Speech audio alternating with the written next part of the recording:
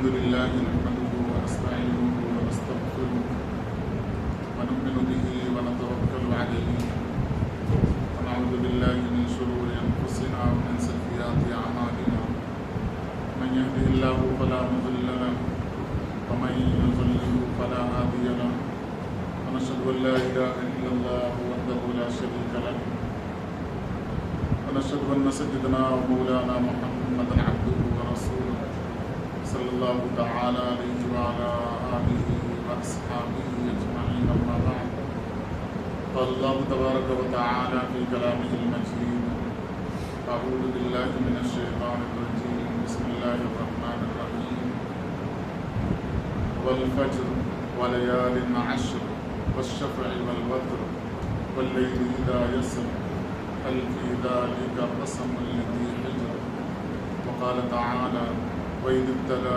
إبراهيم ربه بكلمات فأتمهن صدق الله العظيم وصدق رسوله النبي الكريم ونحن على ذلك لمن الشاهدين والشاكرين والحمد لله رب العالمين رب اشرح لي صدري ويسر لي أمري واحلل عقدة من لساني يفقهوا قولي آمين برحمتك يا أرحم الراحمين والحمد لله رب العالمين.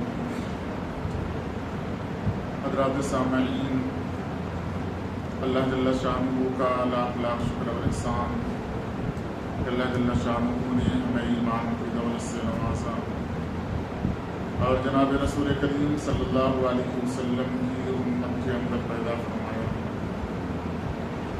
اور نبی کریم صلی اللہ علیہ وسلم کا لاکھ لاکھ شکر و احسان کہ آپ صلی اللہ علیہ وسلم نے دین کی باتوں کو ہم تک پہنچایا. ذی الحجہ کا مہینہ چل رہا ہے، حج کے ایام شروع ہونے والے ہیں.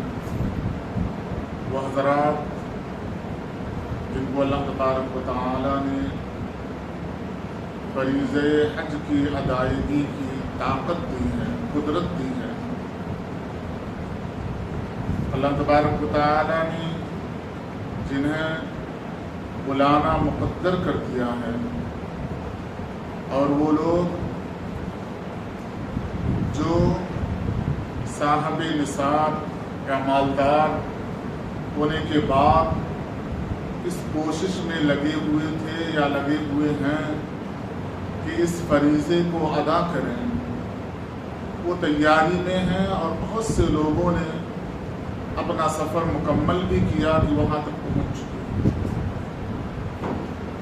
اس مہینے کے اندر اللہ تبارک و تعالی نے دو فریضے بڑے اہم امت مسلمہ پر عائد کیے ہیں، اور دونوں کا تعلق مال سے ہے کہ حج ان لوگوں پر فرض ہوتا ہے جو مالدار ہیں، جن کے پاس اللہ تبارک و تعالی نے اتنے اسباب دیے ہیں، اتنا مال اللہ تعالی نے دیا ہے کہ وہ حرم تک کا سفر بآسانی کر سکیں، جا کر آ سکیں، اور جن اہل و عیال کو وہ یہاں چھوڑ کر جا رہے ہیں ان کے اخراجات کا انتظام بھی کر سکیں. اللہ تعالی نے ان پر حج کو فرض کر دیا ہے.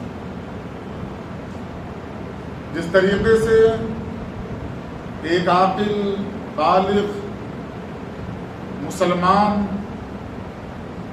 ظہر کی اذان سنے فوراً اس کے اوپر ظہر کی نماز فرض ہو جاتی ہے، اسی طریقے سے مالدار کے اوپر حج فرض ہو جاتا ہے. لیکن حج کی ادائیگی کے لیے وہ کوشش جو دیگر عبادات کے لیے کی جاتی ہے، حج کی ادائیگی کے لیے وہ کوشش دکھائی نہیں دیتی. بعض لوگوں کا یہ خیال ہوتا ہے کہ ابھی مال آیا ہے، پتہ نہیں وہ مال رہے گا نہیں رہے گا. بچوں کی تعلیم کا مسئلہ ہے، بچیوں کی شادی کا مسئلہ ہے، کرائے پر رہ رہے ہیں، ذاتی گھر کا مسئلہ ہے، آگے کی زندگی میں بیماری اور دیگر مصائب کا مسئلہ ہے، اگر ان پیسوں کو خرچ کر دیا گیا تو کیا ہمارے پاس آگے کی زندگی کے لیے کچھ پیسے بچیں گے یا نہیں بچیں گے، یہ خطرہ لاحق رہا کرتا ہے۔ یہ ایمان کی سب سے بڑی کمزوری ہے۔ اللہ تبارک و تعالی نے ہمیں تمام مخلوقات کے اندر سب سے اونچا مقام دیا ہے، ہمیں اشرف بنایا، اشرف المخلوقات کا درجہ دیا ہے، امتوں میں ہمیں سب سے اونچا مقام دیا، سب سے اونچا درجہ دیا ہے کہ ہم جناب محمد الرسول اللہ صلی اللہ علیہ وسلم کی امت کے اندر پیدا ہوئے، جس امت میں پیدا ہونے کی انبیاء کرام علیہ الصلوۃ والسلام نے خواہش ظاہر کی تھی۔ ہمارا یا ہماری ذمہ داری دیگر امتوں کی ذمہ داریوں سے کہیں زیادہ ہے۔ ہم اس بات کا خاص خیال رکھیں کہ اپنے ایمان اور عقیدے کے اندر کوئی کمزوری ہرگز نہ آنے دیں۔ جو ذات آج ہمیں مالدار بنا سکتی ہے، ہم اس کے راستے میں خرچ کریں، کیا وہ ذات ہمارے مال کے اندر کمی کر دے گی؟ قرآن کا عام اعلان ہے کہ تم اللہ کے لیے خرچ کرو، اللہ تبارک و تعالیٰ کی ذات بے حساب تمہیں دینے والی ہے۔ تو ہم اس بات کا یقین رکھیں، ایک فریضہ جسے حج کہا جاتا ہے اور دوسرا وہ فریضہ ہے جسے قربانی کا نام دیا جاتا ہے، قربانی کے نام سے جانا جاتا ہے، جسے سنت ابراہیمی کہا جاتا ہے۔ ایک بات کا خصوصی خیال رکھیں، جب لفظ سنت استعمال کیا جاتا ہے تو بہت سے وہ لوگ جو اپنے آپ کو جانتے ہیں کہ پڑھے لکھے، اپنے آپ کو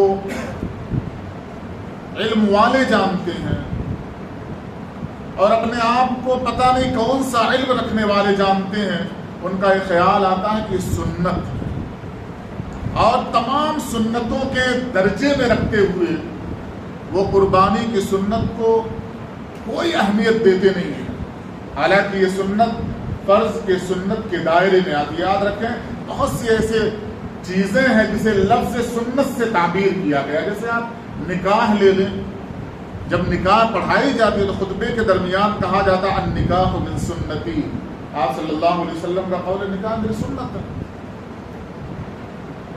تو لوگوں نے یہ عقیدہ ظاہر کیا ہے اور عام کرنا شروع کر دیا ہے کہ سنت ابراہیمی قربانی ہے، کیا جائے نہ کیا جائے، سب کریں کچھ لوگ کریں، بالکل آسان درجے میں اس کو پیش کرنے کی کوشش کی کہ ابراہیم علیہ السلام کی سنت ہے اور سنت فرض کے درجے میں نہیں آتی، لہذا کبھی کر لیا جائے، کبھی چھوڑ دیا جائے یا نہ کیا جائے تو بھی کوئی بات نہیں ہے۔ یاد رکھیں کہ جب نکاح ہوتی ہے اسے کہا جاتا ہے کہ یہ نبی کریم صلی اللہ علیہ وسلم کی سنت ہے، تو کیا کوئی نکاح کرنے کے بعد سوچتا ہے کہ چند دنوں کے بعد اپنے بیوی کو چھوڑ دوں گا؟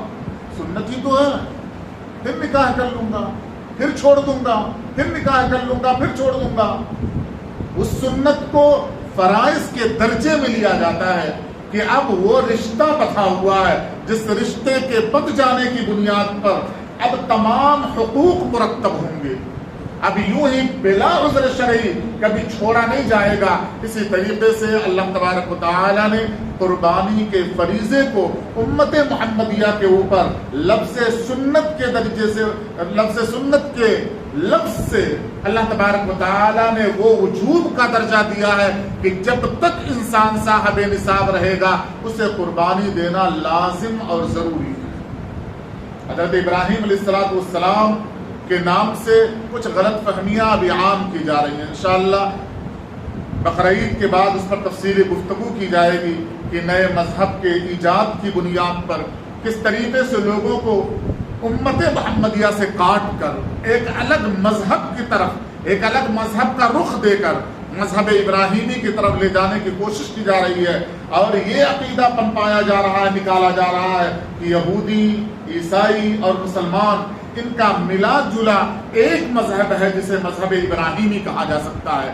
کیونکہ ابراہیم علیہ السلام کی اولاد سے تمام انبیاء آئے ہیں، اسی میں حضرت عیسیٰ علیہ السلام ہیں، اسی میں حضرت موسیٰ علیہ السلام ہے، اور اسی نسل سے حضرت اسماعیل علیہ السلام کی محمد الرسول اللہ صلی اللہ علیہ وسلم ہے۔ تو تمام کا عقیدہ ایک ہونا چاہیے، ایک الگ مذہب کا رخ دنیا کے اندر متعارف کرایا جا رہا ہے، اس میں تفصیلی گفتگو ہوگی۔ حضرت ابراہیم علیہ السلام کی سنت ہے، یاد رکھیں جس کے طریقے کو ہم اپنانا چاہتے ہیں، جن کی بات ہم ماننا چاہتے ہیں، جن کے طور طریقے پر چلنا چاہتے ہیں، ان کی شخصیت کا تعارف اگر ہمارے سامنے نہ ہو، ہم نہ جانیں کہ کون ہے ابراہیم علیہ السلام، وہ اہمیت ہم قطعاً نہیں دے سکتے۔ استاد کی بات ہو اور شاگرد سے کہا جائے کرنا ہے، کس نے کہا؟ تمہارے استاد نے کہا، وہ اس کی اہمیت کو اپنے سامنے رکھ کر اس کام کو لازمی کرنا چاہتا ہے۔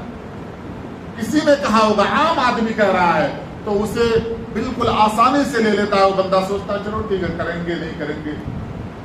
حضرت ابراہیم علیہ السلام کے اللہ تبارک و تعالیٰ نے اس سنت کو قربانی کی شکل میں ہمارے اوپر واجب قرار دیا ہے۔ تو حضرت ابراہیم علیہ السلام ہیں کون؟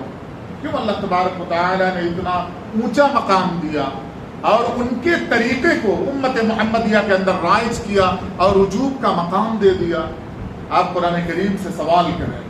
حضرت موسیٰ علیہ السلام کا جو تذکرہ قرآن کریم میں تفصیل کے ساتھ ملتا ہے، اسی طریقے سے حضرت ابراہیم علیہ السلام کا تذکرہ بھی قرآن کریم میں بڑی تفصیل کے ساتھ ملتا ہے۔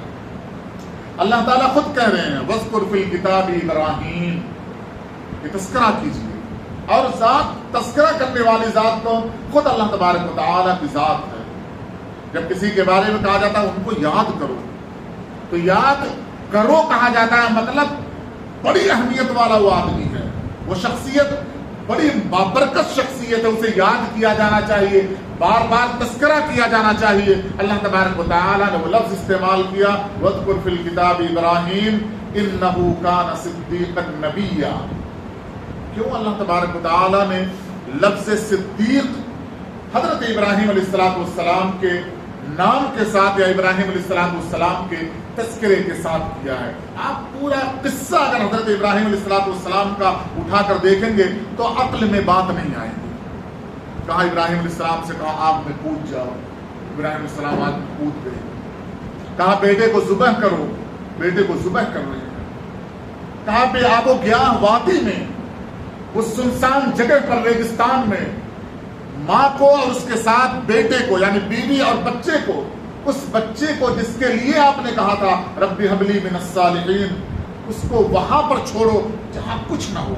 عقل اس چیز کو تسلیم نہیں کرتی، اس واسطے اللہ تعالیٰ نے قصے کے بیان کے تذکرے کے ساتھ کہا انہ کان صدیقا نبیا، تاکہ کبھی اگر اس واقعے کو سننے کے بعد یا اس واقعے کو پڑھنے کے بعد کہیں دماغ میں خیال آئے یہ کیسے ہو رہا ہے، تو اللہ تبارک و تعالیٰ خود فرما رہے ہیں میں کہہ رہا ہوں کہ ابراہیم علیہ السلام جن کا تذکرہ کیا جا رہا ہے یہ سچے نبی ہیں، جھوٹ نہیں بول سکتے، وہم و گمان میں بھی لے کر نہیں آنا۔ ابراہیم علیہ السلام کا تذکرہ یوں اللہ تبارک و تعالیٰ نے کیا۔ اب تفصیلات اللہ تبارک و تعالیٰ نے سورہ مریم کے اندر بیان کیا۔ کیا بہتر انداز اللہ تبارک و تعالیٰ نے اپنایا ہے۔ پیدائش کا تذکرہ اللہ تعالیٰ نے کہیں اور کیا، پیدائش کے وقت کے واقعات کا تذکرہ اللہ تبارک و تعالیٰ نے کہیں اور کیا، تبلیغ اور اللہ کی وحدانیت کی جب بات آئی تو اللہ تعالیٰ نے اس کا تذکرہ سورہ مریم کے اندر کیا ہے۔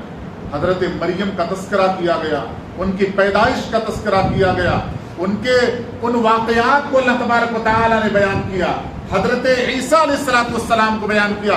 بڑے اچنبھے کی بات، تعجب خیز واقعات کا اللہ تعالیٰ نے جہاں تذکرہ کیا ہے، بن باپ کے پیدا ہونے والے حضرت عیسیٰ علیہ السلام، پیدائش کے فوراً بعد کہا جنہوں نے انی عبداللہ آتانی الکتاب وجعلنی نبیا، جس شخصیت نے کہا، اس زمانے میں کہا جس زمانے میں بچہ بول نہ سکتا ہو، حرکت نہ کر سکتا ہو، ایسے تعجب خیز واقعات کے ضمن میں اللہ تبارک و تعالیٰ نے ابراہیم علیہ السلام کا تذکرہ کیا تاکہ لوگوں کو لگے کہ بڑا اہم واقعہ اللہ تبارک و تعالیٰ بیان کر رہے ہیں۔ اب اللہ تبارک و تعالیٰ نے ابراہیم علیہ السلام کے ان امتحانات کا تذکرہ کیا، اور امتحان کہا جاتا ہے جو زندگی میں ایسا واقعہ آئے جس واقعے کی لوگوں کو امید نہ ہو۔ جب بچہ پیپر لکھتا ہے ایگزام ہال میں، وہ سوال دیکھتا تھا تو یہ سوال آ گیا، اتنا مشکل سوال، اسے امید نہیں رہتی، وہ تیاری کچھ اور کر کے گیا۔ اسی کا نام امتحان ہے، اسی کا نام آزمائش ہے۔ اللہ تبارک و تعالیٰ نے حضرت ابراہیم علیہ السلام سے پہلا حکم دیا ہے، پہلی بات کہی ہے کہ آپ اپنے باپ کو مخاطب کریں، والد کو مخاطب کریں، اور انہیں ان چیزوں سے روکیں جو وہ کر رہے ہیں۔ روکنے کا انداز کیا ہوگا؟ یہ اللہ تبارک و تعالیٰ کی تربیت تھی۔ اللہ تعالیٰ نے وہ لفظ استعمال نہیں کیا ہے، بلکہ وہ لفظ قرآن کریم میں اللہ تعالیٰ نے بیان کیا جس لفظ کو اللہ تبارک و تعالیٰ کے نبی حضرت ابراہیم نے اپنے باپ، اس نافرمان باپ سے کہا تھا، کہا اذ قال لأبیہ یا ابتی لم تعبد ما لا يسمع ولا يبصر ولا يغنی عنک شیئا۔ انداز دیکھیں آپ، ایک نافرمان آدمی ہے، اللہ کی نافرمانی کرنے والا، اللہ کا باغی ہے، اللہ سے لڑائی کرنے والا آدمی ہے۔ ابراہیم علیہ السلام کو پتا ہے ابراہیم خلیل ہیں، اللہ کے دوست ہیں، دوست کی نافرمانی کرنے والا ہے، اور باپ ہے، اس کو اللہ تبارک و تعالیٰ کا تعارف کروانا ہے، تو کیا انداز ہونا چاہیے؟ یہ اللہ تبارک و تعالیٰ نے بتایا کہ دیکھو انداز کیا ہوتا ہے۔ ابراہیم نے اپنے والد سے گفتگو کی ہے، اپنے باپ سے گفتگو کی ہے، کیا کہا؟ یا ابتی، اے میرے باپ۔ کوئی بے ادبی والا جملہ نہیں کہا، کوئی ناراضگی والا جملہ نہیں کہا۔ لم تعبد ما لا يسمع، کس چیز کی آپ عبادت کرتے ہیں؟ سوال کیا ہے، اس کی عبادت کرتے ہیں۔ ما لا يسمع، جو سنتے ہی نہیں، ولا يبصر، دیکھتا بھی نہیں، ولا یغنی عنک شیئا، کو کوئی فائدہ نہیں پہنچا سکتا۔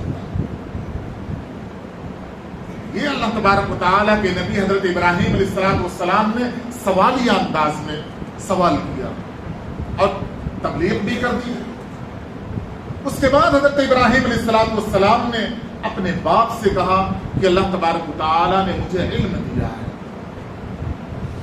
اگر آپ میری بات مان لیں، اہدک صراطا سویا۔ حضرت ابراہیم علیہ السلام نے کہا کہ اللہ تعالیٰ نے مجھے علم دیا ہے، مجھے کچھ جانکاری دی ہے، وہ علم آپ کے پاس نہیں ہے، اگر آپ میری بات مان لیں تو میں آپ کو صراط مستقیم پر لا لوں گا۔ جواب کا انتظار نہیں کیا۔ علماء مفسرین نے لکھا ہے کہ جب کسی غلط کام کرنے والے بندے کے سامنے آپ اس چیز کا تذکرہ کریں اور سوالیہ جملے میں کریں، آپ یہ کیا کر رہے تھے، تو آپ اس کے جواب کا انتظار نہ کریں، آپ حل پیش کریں۔ کیوں؟ وہ تو خود پھنسا ہوا آدمی تھا، اگر آپ نے اس سے سوال کیا اور جواب کے آپ انتظار میں رہے تو یقیناً وہ کوئی غلط جواب دے کر نکل جانے کی سازش کرے گا، نکل جانے کی کوشش کرے گا۔ مفسرین نے لکھا ہے فوراً آپ حل پیش کریں، جیسے ابراہیم علیہ السلام نے کہا تھا کہ اللہ تبارک و تعالیٰ نے مجھے علم دیا ہے، اگر آپ میری اتباع کر لیں گے تو یہ جن کی آپ عبادت کر رہے ہیں، جو آپ کو نفع نقصان نہیں دے سکتے، آپ کی بات سن نہیں سکتے، آپ کو دیکھ نہیں سکتے، میں ایسے رب کا تعارف کراؤں گا جو آپ کی بات کو سنے، آپ کو دیکھے، آپ کے نفع نقصان کا مالک ہو۔ اس کے بعد حضرت ابراہیم علیہ السلام نے فوراً کہا کہ آپ جو نافرمانی کر رہے ہیں یہ آپ شیطان کی اتباع کر رہے ہیں، اور پھر کہا کہ شیطان رحمان کا نافرمان ہے، جس رحمان کا اللہ تبارک و تعالیٰ کے نبی حضرت ابراہیم علیہ السلام تذکرہ کر رہے ہیں، تعارف کرا رہے ہیں، یہ کہہ رہے ہیں کہ شیطان اللہ کا، رحمان کا نافرمان ہے، اور آپ شیطان کی اتباع کر رہے ہیں، آپ شیطان کے نافرمانی کی وجہ سے اللہ تبارک و تعالیٰ کے کرم کے راستے پر نہیں آ سکتے۔ پوری بات کہنے کے بعد قرآن اعلان کر رہا ہے اراغب انت عن آلہتی یا ابراہیم۔ اب باپ کیا کہہ رہا ہے کہ تم ان معبودوں سے پھر گئے،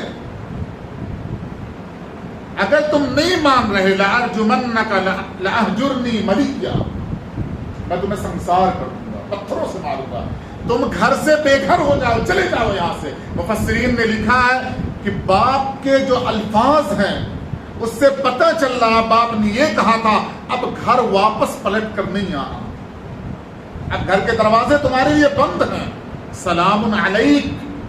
حضرت ابراہیم علیہ السلام کو باپ نے جب گھر سے بے گھر کیا ہے، بے دخل کیا ہے، اور یہ دھمکی دی کہ اگر یہاں رکے رہے تو ماروں گا، کتنا ماروں گا، پتھروں سے سنگسار کر دوں گا، اس کا جواب حضرت ابراہیم علیہ السلام دے رہے ہیں، سأستغفر لک ربی، میں اپنے رب سے تمہارے لیے مغفرت کی دعا کروں گا۔ وہ انداز اللہ تبارک و تعالیٰ بتا رہے ہیں کہ جب کسی سے ہم کلامی ہو، جب کسی سے گفتگو کرو اور وہ اللہ کا باغی ہو، سدھرنے اور بدلنے کا کوئی راستہ نظر نہ آئے، تمہاری ایک اچھائی کے جواب میں وہ اچھائی کا لفظ نہ کہے بلکہ برائی سے گفتگو کرے، تب بھی تم اس کے ساتھ برائی کا معاملہ نہیں کر سکتے۔ سلام علیک کہا، سأستغفر لک ربی کہا کہ میں اپنے رب سے تمہارے لیے مغفرت کی دعا کروں گا، گھر چھوڑ کر چلے گئے۔ ایک امتحان، بڑا آسان لگتا ہے، ابراہیم علیہ السلام نے باپ سے کہہ دیا ہوگا، باپ نے بتا دیا ہوگا، اتنا آسان نہیں لگتا۔ آپ کسی معاشرے میں دیندار آدمی سے سوال کریں کہ آپ کے گھر شادی ہے، اس شادی میں دنیا کی خرافات چل رہی ہے، آپ تو دیندار ہیں، تو کہتا میری نہیں چلتی گھر میں، میری نہیں چلتی گھر میں، کیسے کہوں، سب کی دشمنی کیسے لے لوں، سب سے مخالفت کیسے مول لے لوں۔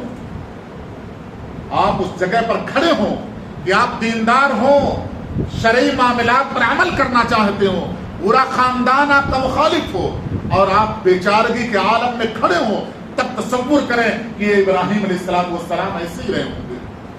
پورا معاشرہ، پورا کنبہ، پورا قبیلہ، پوری قوم، ابراہیم علیہ السلام کا الگ نظریہ، پوری قوم کا الگ نظریہ، باپ کا الگ نظریہ، ماں کا الگ نظریہ، اور اس حالت میں ابراہیم علیہ السلام کھڑے ہوئے ہیں اور اللہ تبارک و تعالیٰ کا حکم ہے میری بات پیش کرنا ہے، اس کے ریئیکشن میں جو ہونے والا ہے اس کی پرواہ نہیں کرنا۔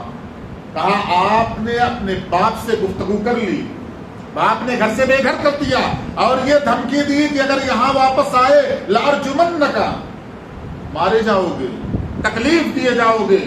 حضرت ابراہیم علیہ السلام سے اللہ تعالیٰ نے کہا اب قوم کو مخاطب کرو، قوم کو مخاطب کرنے کے لیے اگر کوئی آدمی جائے، میں جاؤں اور میرے گھر والے میری بات نہ مانیں تو قوم کیا کہے گی؟ اپنے گھر والوں کو تو سدھار نہیں سکے، ہمیں سمجھانے آئے، سیدھی سیدھی بات ہے۔ لیکن اللہ کا حکم ہے، ابراہیم علیہ السلام اب قوم کو مخاطب کر رہے ہیں۔ پھر کیا کہا ہے؟ یا ابتی، پھر وہاں بھی اپنے باپ کو مخاطب کیا، پوری قوم کو مخاطب کیا اور کہا کن لہو لعب میں تم پڑے ہوئے بیٹھے ہو، یہ جو معبود تم گڑھ کر رکھے ہوئے ہو کیوں اس کے پیچھے پڑے ہوئے ہو؟ پوری قوم نے جو جواب دیا بڑا انوکھا جواب دیا ہے، آج ہماری قوم کوئی جواب دیتی ہے۔ کہا ہم نے اپنے باپ دادا کو یہی کرتے ہوئے دیکھا، ہم نے اپنے باپ دادا کو انہی اعمال کو کرتے ہوئے دیکھا ہے۔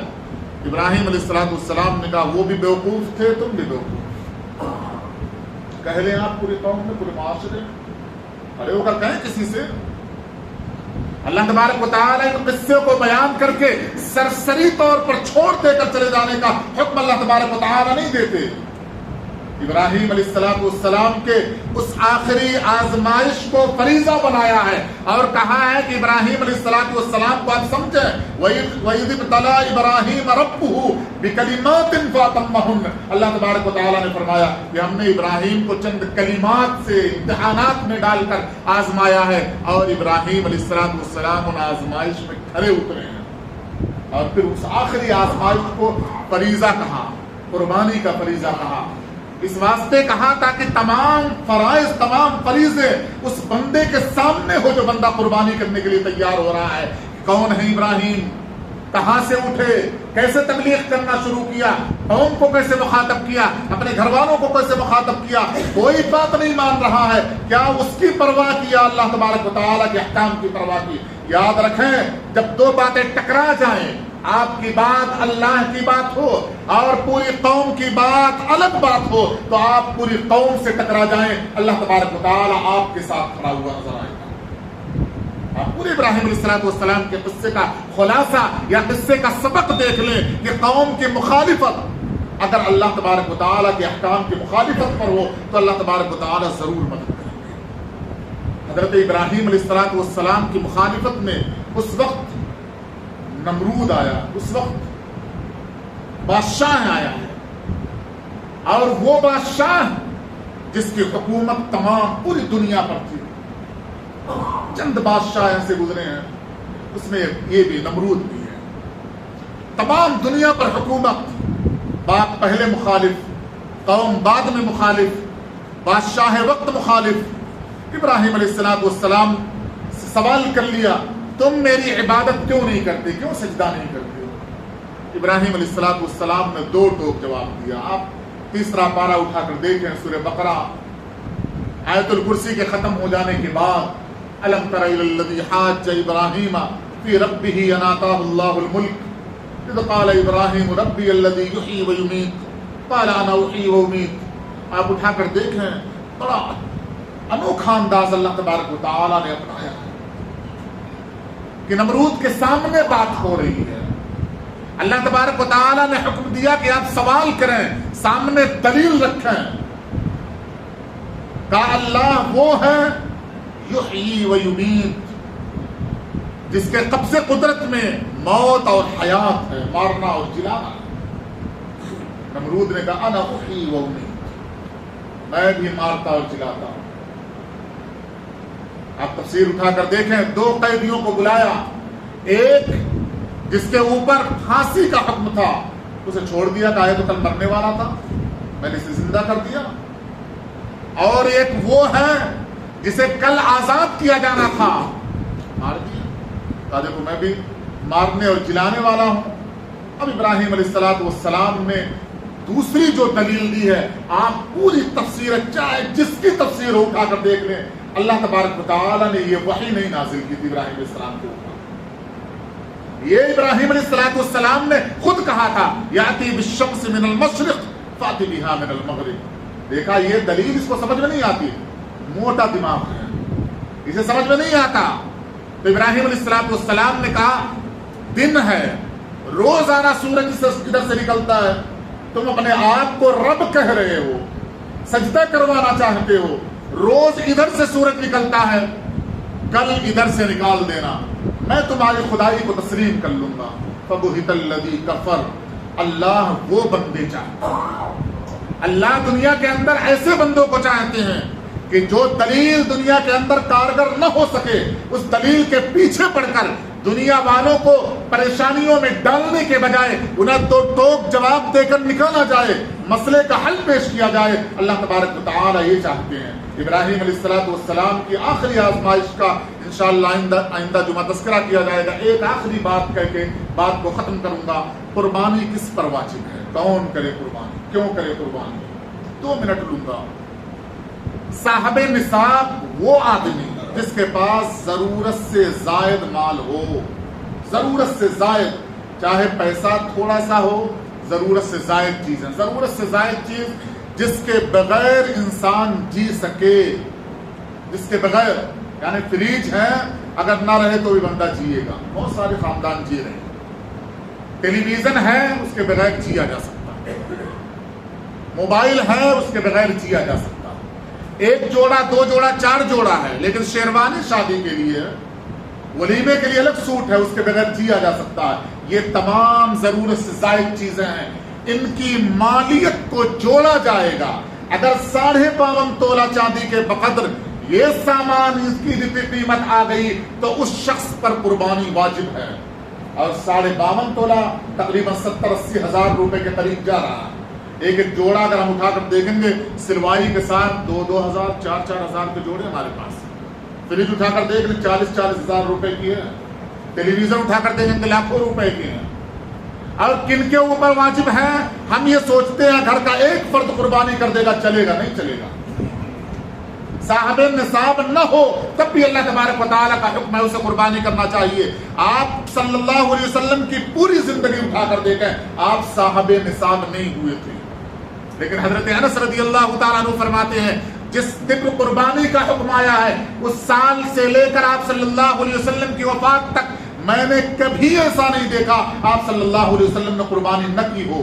کیوں؟ یہ اللہ کا پسندیدہ عمل ہے اور اللہ تبارک و تعالیٰ نے اس کے اندر جو حکم دیا ہے کہ وہ قربانی کرو جس کا خون بہے.